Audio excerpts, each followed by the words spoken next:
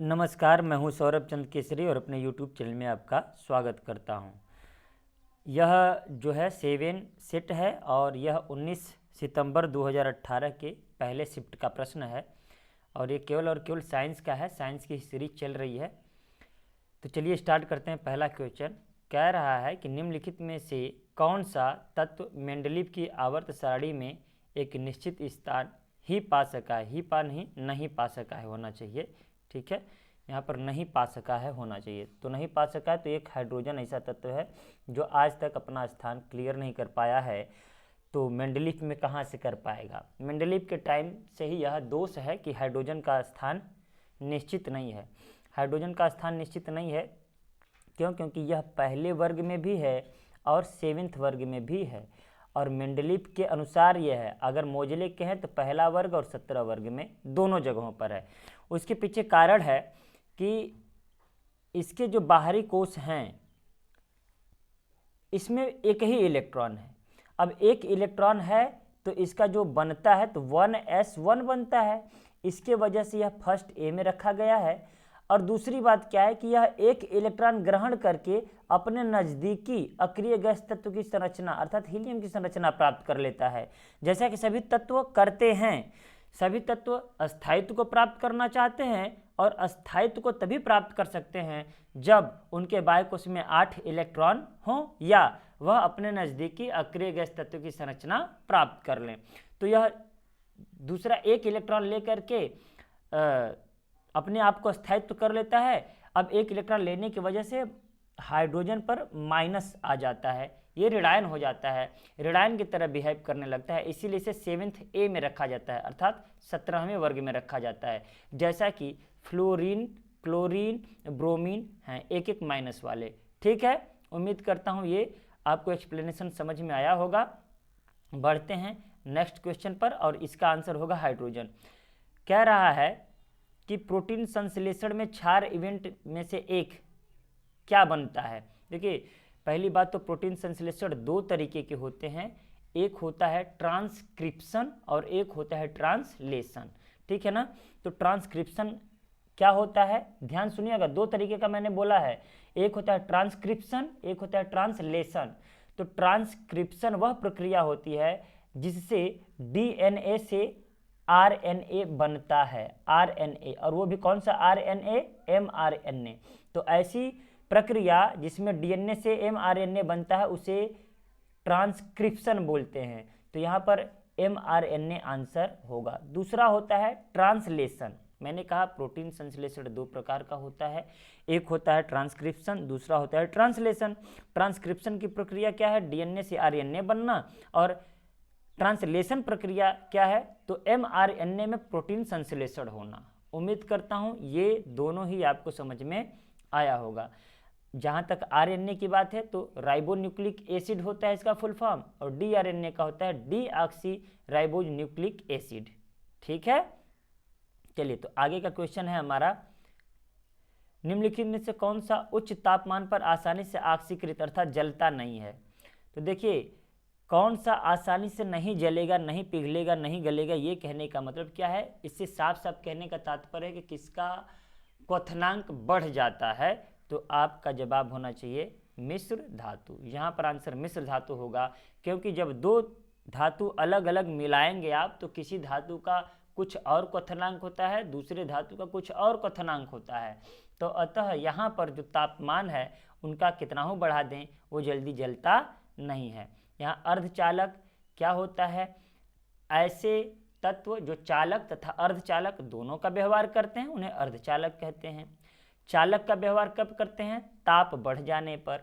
अगर ताप बढ़ गया तो यह चालक की तरह व्यवहार करेंगे, और ताप अगर यही घट गया तो ये अचालक की तरह व्यवहार करेंगे, इसीलिए इन्हें अर्धचालक कहते हैं। बहुचर्चित अर्धचालक सिलिकॉन तथा जर्मेनियम है, जिसका प्रयोग सोलर पैनल में भी होता है, चिप में भी होता है, सिम में भी होता है। समझ गए होंगे। कुचालक जो विद्युत के चालक नहीं होते हैं, उष्मा के चालक नहीं होते हैं, रबर, प्लास्टिक, लकड़ी। सुचालक जो विद्युत एवं उष्मा के अच्छे चालक होते हैं। सबसे अच्छा चालक कौन होता है? तो बताएंगे चांदी। ठीक है। सबसे बुरा चालक कौन होता है? तो बताएंगे लेड, पीबी।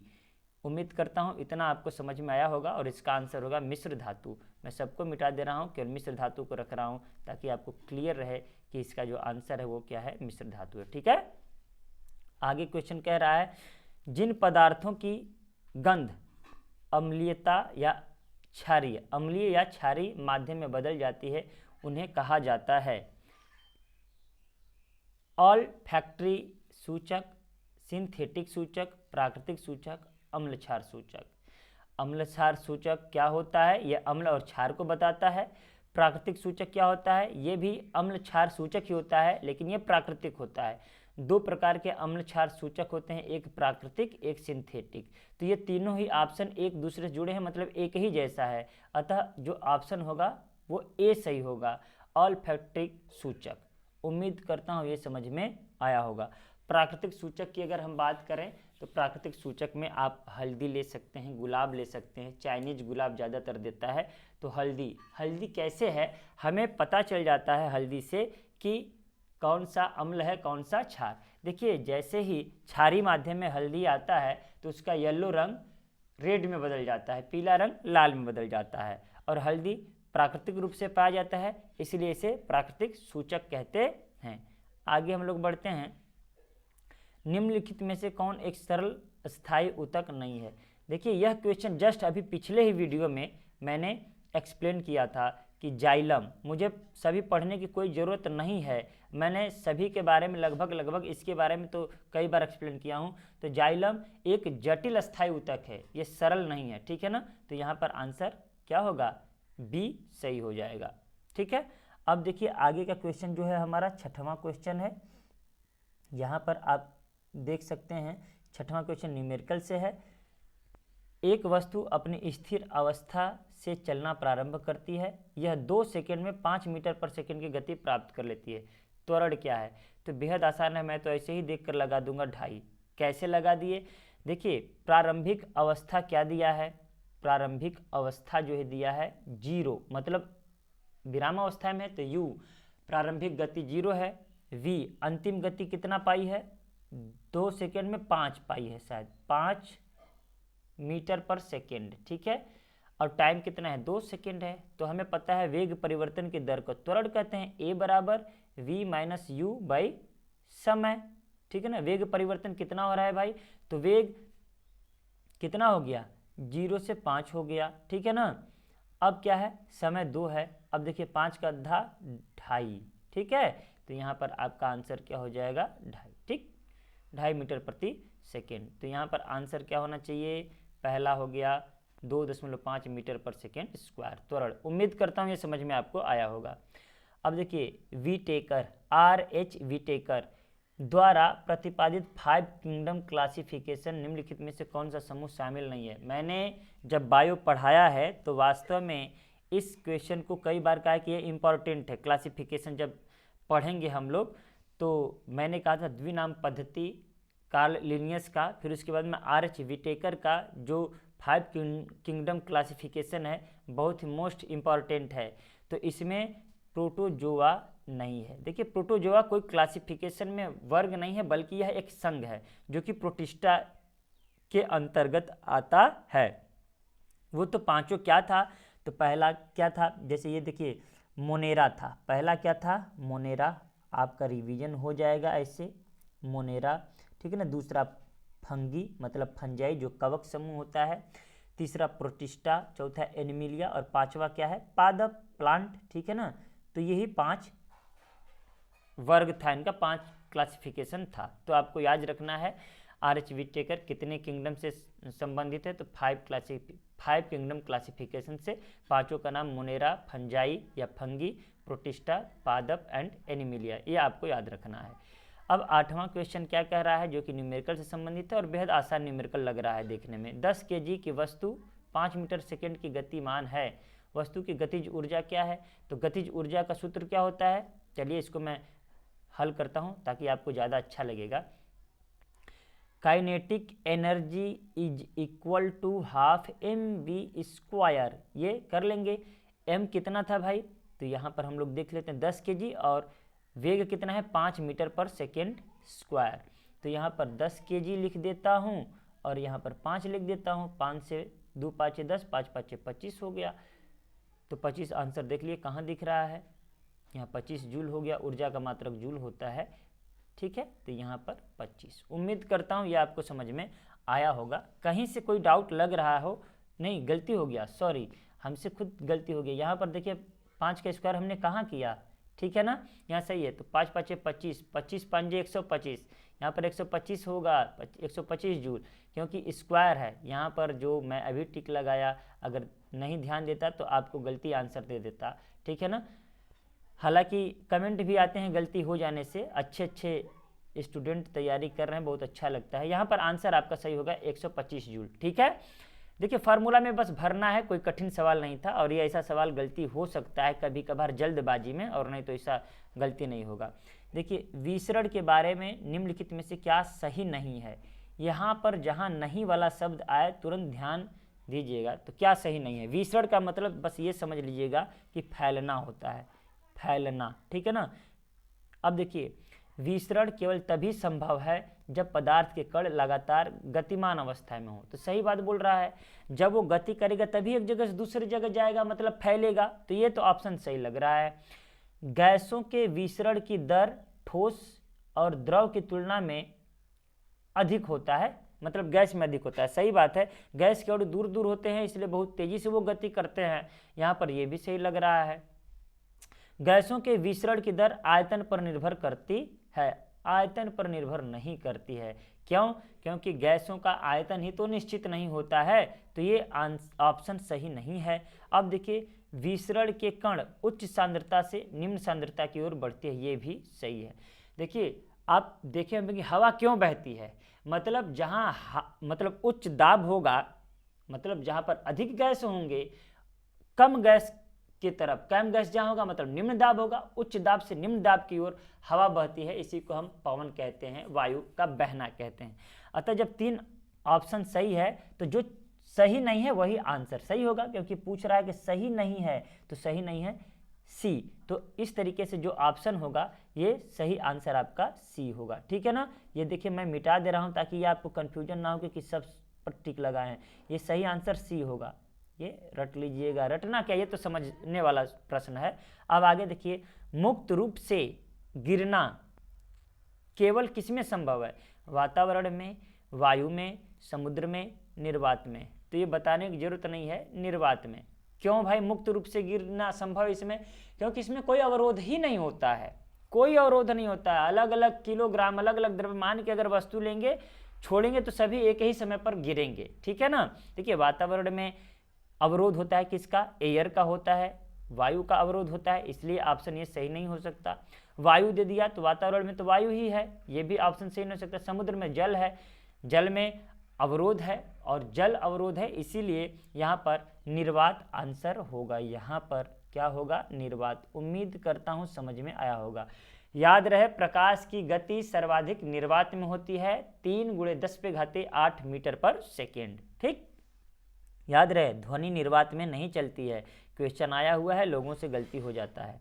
अंतिम प्रश्न है, मतलब अभी और प्रश्न है आगे हम लोग देखेंगे, लेकिन यहाँ इस पेज का अंतिम प्रश्न है, शक्ति को किस रूप में व्याख्यात किया जाता है। शक्ति क्या होता है, तो शक्ति को कई बार पढ़ाए हैं, तो आंसर हमें देखना है। भार बढ़ने के लिए, भार बढ़ाने के लिए आरोपित बल, कार्य करने की दर अथवा ऊर्जा का स्थानांतरण, 1 मिनट में किया गया कार्य, ऊर्जा स्थानांतरण में किया गया कार्य। तो देखिए यहाँ पर क्या होता है, कार्य करने की दर को ही क्षमता कहते हैं। तो शक्ति मतलब क्षमता होता है, तो ऑप्शन बी क्या होगा आपका सही होगा। उम्मीद करता हूँ ये समझ में आया होगा। बस इतना से ही हो गया कि कार्य करने की दर को क्या कहते हैं, शक्ति कहते हैं। यहाँ पर देखिए दिया ऊर्जा स्थानांतरण, ऊर्जा स्थानांतरण को भी हम क्या कहते हैं, कार्य कहते हैं। देखिए यहाँ पर केवल दिया है ऊर्जा स्थानांतरण में किया गया कार्य, ऊर्जा स्थानांतरण हो गया उसी को कार्य बोलते हैं। फिर ये किया गया कार्य यहाँ पर गलत ऑप्शन हो गया, तो आपका ऑप्शन जो है ऑप्शन बी है, दिमाग में आप रख लीजिएगा कि कार्य किसे कहते हैं और शक्ति किसे कहते हैं, ठीक है। अब नेक्स्ट चलते हैं। नेक्स्ट है हमारे पास 12 नंबर का क्वेश्चन, और 12 नंबर का क्वेश्चन क्या कहता है, निम्नलिखित में से कौन सा प्रकाश संश्लेषण के लिए आवश्यक नहीं है? तो क्लोरोफिल रहबे करेगा, ये नहीं रहेगा तो फिर सूर्य के प्रकाश का कोई काम नहीं है। सूर्य का प्रकाश भी चाहिए, कार्बन डाइऑक्साइड चाहिए, देखिए ऑक्सीजन नहीं चाहिए, क्योंकि प्रकाश संश्लेषण में ऑक्सीजन ही क्या होता है, मुक्त होता है। और प्रकाश संश्लेषण में पौधों का भोजन बनता है, किस रूप में बनता है, तो आप कहेंगे ग्लूकोज के रूप में बनता है। ठीक है, अब मतलब कार्बोहाइड्रेट बोलेंगे तो कार्बोहाइड्रेट किस में टूटता है, ग्लूकोज, तो ग्लूकोज के रूप में ही पौधों का भोजन बनता है और उसमें ऑक्सीजन मुक्त होता है। ऑक्सीजन कहाँ से मुक्त होता है, तो ऑक्सीजन H2O से मुक्त होता है, इतना याद रखिएगा, CO2 मत कहिएगा। ठीक है, टंगस्टन का गलनांक है, जो केमिस्ट्री का क्लास मुझसे पढ़ा है ऑफलाइन क्लास में, उसका आंसर वो तुरंत देगा। हालांकि ये क्वेश्चन कुछ इस तरीके का है कि नज़दीकी ऑप्शन दिया है, ये और ये तो ठीक है, लेकिन ये दोनों ऑप्शन नज़दीकी है और मैंने 3350 नोट्स में लिखवाया था, तो 3350 के करीब में यही है, अतः ऑप्शन नंबर ए। अब याद कर लीजिएगा, नोट में लिख लीजिएगा, 3350 हमने लिखवाया है, लेकिन परीक्षा में 3380 आंसर को माना है, यहाँ पर 3380 डिग्री सेल्सियस होगा आंसर। 3308 ऐसे भी नहीं होगा, क्योंकि 3350 से अधिक ही होता है, तो 3380 ऑप्शन सही है। ये देखिए, विद्युत बल्ब में टंगस्टन का यूज होता है, टंगस्टन का जो प्रतीक होता है W होता है, और विद्युत बल्बों में इसीलिए होता है क्योंकि जब ये इतना तापमान तक चलेगा तो ये उजाला लगेगा देने। उजाला कोई भी एलिमेंट तभी देता है जब वो लगभग 2000 डिग्री सेल्सियस के ऊपर का तापमान सह सकता है। तो 2000 से ऊपर का तापमान सहता है तो उजाला काफ़ी अच्छा देने लगता है। वैसे भी अगर आप हीटर के तार को देखें, जो नाइक्रोम का बना होता है विद्युत हीटर, उसका तार देखें तो 1500 वाट कहते हैं कि वो शक्ति लेता है, मतलब 1500 डिग्री सेल्सियस तक वो ताप अपने अंदर समाहित कर लेता है, तो एकदम रेड कलर का हो जाता है, कुछ हद तक उजाला फैलाता है। लेकिन यही अगर 2200-2300 डिग्री सेल्सियस अगर गया, 2000 डिग्री सेल्सियस से ऊपर ही रहेगा, तो समझिए वो प्रकाशित होने लगता है, प्रकाश फैलाने लगता है। अतः टंगस्टन का यूज विद्युत बल्बों में इसीलिए होता है। 14 नंबर का सवाल है कि लैंगिक प्रजनन के दौरान जब दो अलग अलग जीवाणु कोशिकाएं संयोजित होती हैं तो उन्हें क्या कहते हैं, तो उन्हें युग्मनज कहते हैं। एक्सप्लेन किया जा चुका है। देखिए, लैंगिक प्रजनन में दो लोग अवश्य चाहिए, एक नर और दूसरा मादा, ठीक है ना।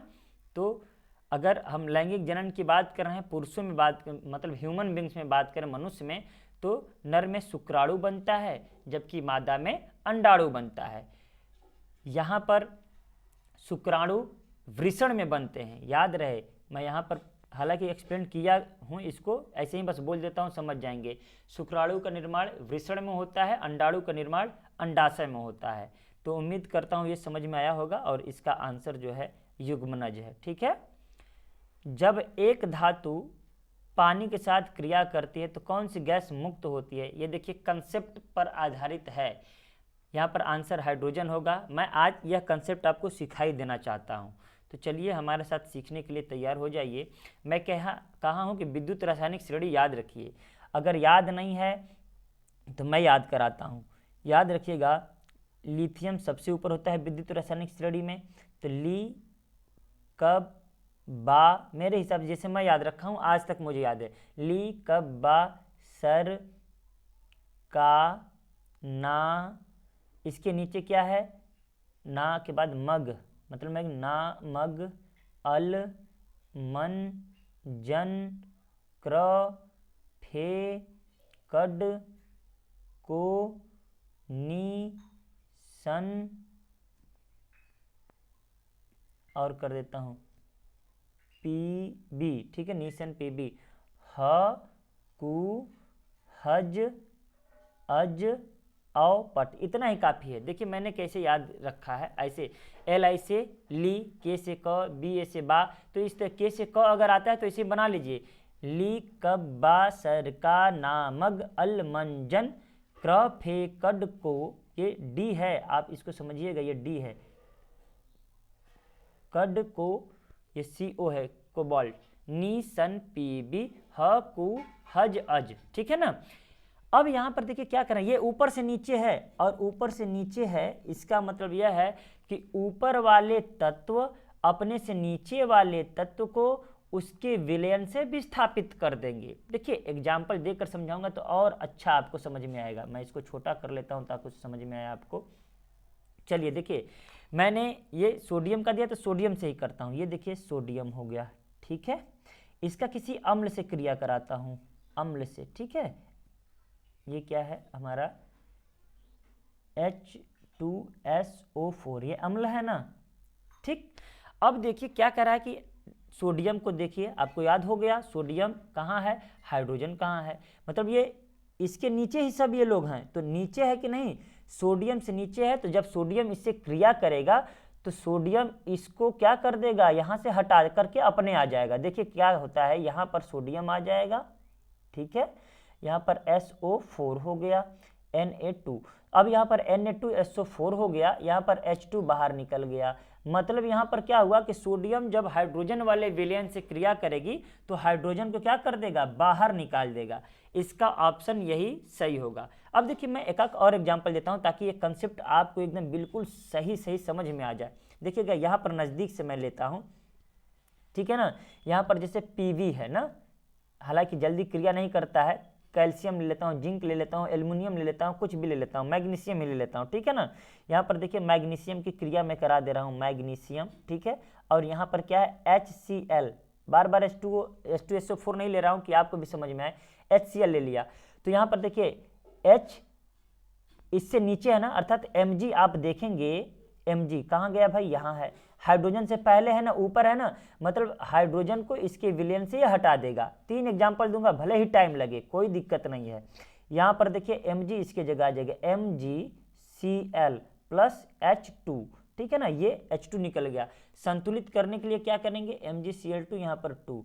मैं ये समीकरण कैसे बनाया जाता है मैं वो भी बता देता हूँ कि ये सूत्र लिखा जाता है, मैग्नीशियम क्लोराइड, मैग्नीशियम पर चार्ज कितना होता है, तो 2 चार्ज होता है, इस पर 1 चार्ज होता है, तो इसकी संयोजकता इसके पास, इसकी संयोजकता इसके पास, सूत्र लिखना हमने सिखाया है आपको। तो यहाँ पर इसलिए MgCl2 हो गया। अब जब MgCl2 हो गया तो अब आपको बताइए यहाँ पर H2 गैस मुक्त होगा, H2 के रूप में, ना कि H परमाणु के रूप में, क्योंकि परमाणु तो कभी भी मुक्त अवस्था में रह नहीं सकते, इसलिए यहाँ पर 2 हमने लिखा। तो उम्मीद करता हूँ ये समझ में आया होगा। अब एक और एग्जांपल दे करके समझाता हूँ आपको कि एकदम मतलब क्लियर ही हो जाए आपको। यहाँ पर देखिए, यहाँ पर कॉपर हो गया, फिर से हमने क्या ले लिया, H2SO4 ही ले लिया, H2SO4।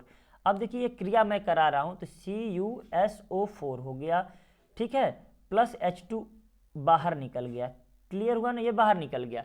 लेकिन अब आप देखिए विद्युत रासायनिक श्रेणी में कभी कभी ऐसा भी दे देगा, क्या यह समीकरण संभव है, संभव है, संभव नहीं है, कुछ भी नहीं कहा जा सकता, उपरोक्त में कोई नहीं, ऐसे ऑप्शन दे देगा। अब आप यहाँ पर देखिए हाइड्रोजन कहाँ है, तो यहाँ पर हाइड्रोजन कॉपर से ऊपर है, इसका मतलब हाइड्रोजन खुद इससे शक्तिशाली है। और क्या एक शक्तिशाली व्यक्ति को कमजोर व्यक्ति हटा सकता है, नहीं। तो मतलब ये जो कॉपर है कभी भी हाइड्रोजन वाले विलयन से हाइड्रोजन को बाहर भगा नहीं सकता है, विस्थापित नहीं कर सकता है। अतः यहाँ पर जो आप देख रहे हैं ये समीकरण क्या है, गलत है, ये पॉसिबल नहीं है। अब देखिए इतना एक्सप्लेन करने के बाद भी अगर डाउट रहता है तो मुझे नहीं लगता कि कोई टीचर आपको सिखा पाएगा, ठीक है। तो चलिए हम लोग अब आगे क्वेश्चन पर आते हैं। कहाँ तक चल चुके थे हम लोग, 15 नंबर पर, और 15 नंबर का क्वेश्चन आसानी से हाइड्रोजन आप कर चुके थे, ठीक है। बल और विस्थापन का गुणनफल क्या कहलाता है, कार्य कहलाता है। क्यों, क्योंकि कार्य बराबर F(S) चाहे Fd, तो बल गुणे बल की दिशा में विस्थापन, यहाँ पर W हो गया। तो ये सूत्र पर आधारित था, एक्सप्लेन करने की कोई आवश्यकता नहीं है। 17 उस प्रक्रिया का नाम क्या है जिसके द्वारा कोई धातु अपने आसपास उपस्थित नमी, एसिड इत्यादि द्वारा प्रभावित होती है। देखिए अपचयन और अम्ल वर्षा नहीं हो सकता, या तो ऑक्सीकरण या तो संक्षारण। याद रहे जब कोई धातु नमी को ग्रहण करती है तो उस समय ऑक्सीजन को भी ग्रहण करता है। जैसे मान लीजिए ये आयरन हो गया, ठीक है ना, वातावरण में ऑक्सीजन भी है और उसके बाद में नमी भी है, नमी मतलब जल है। तो जब ये इससे रिएक्ट करता है तो बन जाता है Fe2O3 इंटू NH2O, मैं लिख देता हूँ NH2O, ठीक है ना। मतलब ये जंग का क्या है, सूत्र है। जंग मतलब जो मूर्छा लग जाता है, ठीक है ना। तो यहाँ पर क्या होगा, ऑक्सीकरण तो हो ही रहा है, लेकिन जंग लग जाता है तो वह धातु क्या हो जाता है, कमजोर हो जाता है, संक्षारित होने लगता है, टूटने लगता है। अर्थात यहाँ पर ऑक्सीकरण ना होकर के क्या होगा, संक्षारण होगा। भले ही ऑक्सीकरण की प्रक्रिया हो रहा है, लेकिन अंततः क्या हो रहा है, जंग लग जा रहा है। तो आंसर आपका होगा संक्षारण। उम्मीद करता हूँ ये ऑक्सीकरण और संक्षारण में अंतर समझ में आया होगा। ऑक्सीजन का जुड़ना ही ऑक्सीकरण है, यहाँ पर जो संक्षारण हो रहा है ऑक्सीकरण की प्रक्रिया द्वारा हो रहा है, लेकिन अंततः क्या हो रहा है, संक्षारण हो रहा है। अतः जो आंसर होगा आपका संक्षारण होगा। अब अगला क्वेश्चन देखते हैं 18 नंबर का, ठीक है। यहाँ पर क्या दे रहा है, निम्नलिखित धातुओं में से कौन सी कक्षीय तापमान पर द्रव अवस्था में होता है, रटा रटाया पारा, ठीक है ना। यह सामान्य ताप पर क्या होता है, द्रव अवस्था में रहता है। यही अधातु में अगर पूछा जाता तो क्या बताते आप, ब्रोमीन, ठीक है। कभी एक्सप्लेन करने में मुझसे गलती हो जाए तो जरूर कमेंट कीजिएगा, लेकिन वैसे मैं पूरा प्रयास करता हूं कि नहीं हो, कभी कभार ही हो सकता है। अब देखिए 9वां ऑक्टेवस मतलब ऑक्टेट का नियम, जो न्यूलैंड का सिद्धांत है, कितने तक लागू था, तो ये बस कैल्शियम तक लागू था। Answer A. कैसे, मैं ये भी थोड़ा सा एक्सप्लेन कर दूं आप लोगों के लिए, 1 मिनट कर ही देता हूं। ये देखिए मैंने पढ़ाया था एक अवर साड़ी वाला चैप्टर, तो बस केवल हल्का फुल्का बताया था। डो बेरानी का ट्रिक नियम, न्यूलैंड का अष्टक नियम। तो न्यूलैंड ने 8 तत्वों का जो समूह बनाया था वो इस तरीके से बनाया था। देखिए ली बे ब क न ओ फ नी, तो खोजा नहीं गया था। फिर यहाँ से ना मग अल सी, ये ए एल है, ठीक है, अल सी प स कल, अरे अरे तो खोजा ही नहीं गया था, आर्गन तो खोजा ही नहीं गया था। फिर क का, ठीक है ना। इसके बाद ये काम नहीं कर रहा था, क्योंकि इसके बाद वो सजा नहीं पाए थे। यहाँ तक तो सही है। आज भी आवर्त सारणी में देखेंगे तो लिथियम के नीचे सोडियम, सोडियम के नीचे पोटेशियम, बेरिलियम के नीचे मैग्नीशियम, मैग्नीशियम के नीचे कैल्शियम है। आज भी बोरॉन के नीचे एल्यूमिनियम, कार्बन के नीचे सिलिकॉन। लेकिन ऐसे पूरा नहीं सजा पाए थे, जिनके नियम को फिर नकार दिया गया। और आते हैं मेंडलीफ, और मेंडलीफ ने काफ़ी खूबसूरत आवर्त सारणी दिया, जो कि आज तक चल रहा है। उसमें बस थोड़ा बहुत संशोधन किया गया है। तो उम्मीद करता हूँ ये आपको क्वेश्चन समझ में आया होगा कि जो न्यूलैंड का ऑक्टेट नियम था ये केवल 20 तत्व तक ही लागू हो रहा था। 20 तत्व मतलब कैल्शियम। कैल्शियम का कितना परमाणु क्रमांक है, तो याद रखिएगा 20, ठीक। न्यूमेरिकल अगला है, द्रव्यमान 400 किलोग्राम की बंदूक संवेग की गणना कीजिए। तो संवेग की गणना क्या करना है, संवेग P बराबर mv होता है, द्रव्यमान गुणे वेग, गुणा बस कर दीजिए आपस में। 25 चौके 100, फिर 200 ना हटा 100, जहाँ हो 100 हर जगह है।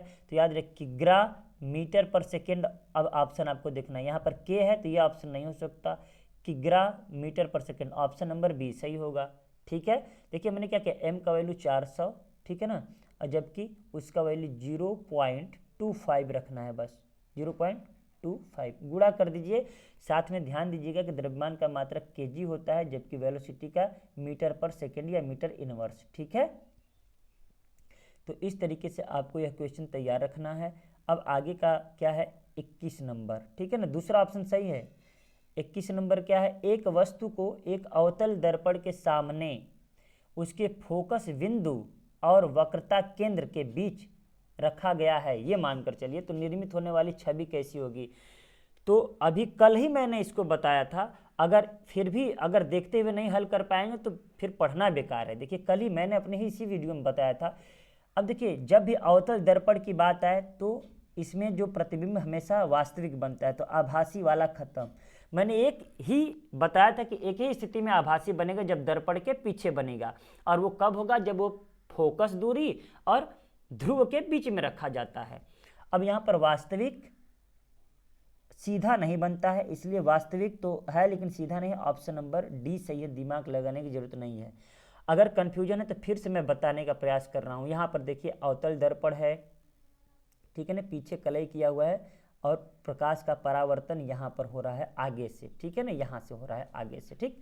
ये देखिए P होता है पोल है, यहाँ पर आपका फोकस है, ठीक है ना, ये फोकस बिंदु है, यहाँ पर देखिए वक्रता केंद्र सी है, ठीक है ना। अगर यहाँ पर रखा गया है वक्रता केंद्र और फोकस के बीच में, तो ये देखिएगा, ये मैं इसको हटा दूं ताकि आपको ज़्यादा समझ में आएगा, नहीं तो कन्फ्यूजन हो जाएगा। यहाँ पर ये एफ है, यहाँ से क्या हो रहा है, ये इस तरीके से विस्थापित हो रहा है। यहाँ पर देखिए फिर ये क्या होगा, यहाँ पर देखिए यहाँ पर कट रहा है ना। तो याद रहे, जब फोकस बिंदु और वक्रता केंद्र के बीच में होगा तो दर्पण के आगे बन रहा है प्रतिबिंब, तो वास्तविक होगा। क्या होगा, वास्तविक। एक बात तो क्लियर हो गया। दूसरा क्या होगा कि इस वस्तु से बड़ा होगा। अगर इस जहां वस्तु रखी हुई है इससे दूर बन रहा है प्रतिबिंब तो वस्तु से बड़ा होगा, अगर पहले बन रही है तो वस्तु से छोटा होगा। सपोज करिए यहाँ पर रखा होता तो अगर यहाँ पर प्रतिबिंब बनता तो छोटा बनता, लेकिन आप देख पा रहे हैं कि वस्तु कहाँ रखा गया है, यहाँ पर, और प्रतिबिंब कहाँ बन रहा है, इससे दूर, तो वस्तु बड़ा होगा, ठीक है ना। तो वास्तविक और बड़ा होगा। अगर यहीं पर हम वस्तु यहाँ रख दें तो यहाँ पर प्रतिबिंब बनेगा, इसको बोलते हैं आभासी, क्योंकि दर्पण के पीछे बनता है, ये आभासी हो गया और इससे बड़ा हो गया। उम्मीद करता हूँ मेरा एक्सप्लेनेशन समझ में आया होगा। नहीं समझ में आया होगा तो और बेहतर टीचर का जा करके ज़रूर वीडियो देखें। मेरे पास अभी समय नहीं है कि मैं इसको बनाऊं, क्योंकि मैं केवल और केवल प्रैक्टिस करना चाहता हूं। उतना इंफ्रास्ट्रक्चर नहीं है कि मैं आपको हेल्प कर सकूं थियरी पार्ट पढ़ा करके। मैं आगे प्रयास करूंगा कि ज़रूर मैं आप लोगों के लिए थियरी पार्ट भी बनाऊं वाइट बोर्ड पे, ताकि समझ में आए। वैसे मैंने कुछ वीडियो अपलोड ज़रूर किए हैं। चलिए, तो आपको ये पता हो गया यहाँ पर वास्तविक तथा उल्टी। मैंने एक चीज़ और बताया कि बड़ा छोटा भी दिमाग में रखिएगा कैसे बनता है, ठीक है ना। यांत्रिक ऊर्जा होती है, तो हमने बताया है कि काइनेटिक एनर्जी और पोटेंशियल एनर्जी दोनों को मिला करके क्या बोलते हैं, यांत्रिक ऊर्जा। तो देखिए ऑप्शन, कार्य करने की दर के बराबर गलत, किसी गतिमान वस्तु अवशोषित ऊर्जा गलत, किसी वस्तु की गतिज ऊर्जा और स्थितिज ऊर्जा का योग सही है, ऑप्शन नंबर सी। अब अंतिम प्रश्न है, अणु शब्द का प्रयोग सर्वप्रथम किसने किया या किसने प्रतिपादित किया। तो याद रहे, एक दार्शनिक थे, उनका नाम है डेमोक्रिटस, यही ऑप्शन सही है। इन्होंने ही हमारे दार्शनिक वैशेषिक दर्शन के प्रणेता महर्षि कणाद ने जो सिद्धांत दिया था कि दुनिया का सबसे छोटा कण परमाणु होता है, उसी की भांति इन्होंने भी परमाणु के बारे में कहा कि दुनिया का सबसे छोटा कण परमाणु होता है, और उसको एटोमियो नाम दिया या एटोमॉस नाम दिया। फिर उसके बाद में कहा कि उसी एटम से अणु बनते हैं। तो अणु शब्द का प्रतिपादन किसने किया, तो आप बताएंगे डेमोक्रिटस ने। देखिए पूरा का पूरा हम लोग ये कर चुके हैं प्रैक्टिस। उम्मीद करता हूँ मेरा एक्सप्लेनेशन आपको समझ में आया होगा। समझ में आया है तो ज़रूर कमेंट करें, और मैं ज़्यादा कुछ नहीं कहूँगा, मन से पढ़ें, ज़रूर सिलेक्शन होगा। मिलते हैं नेक्स्ट वीडियो में, तब तक के लिए नमस्कार और आपको ढेर सारी शुभकामनाएं।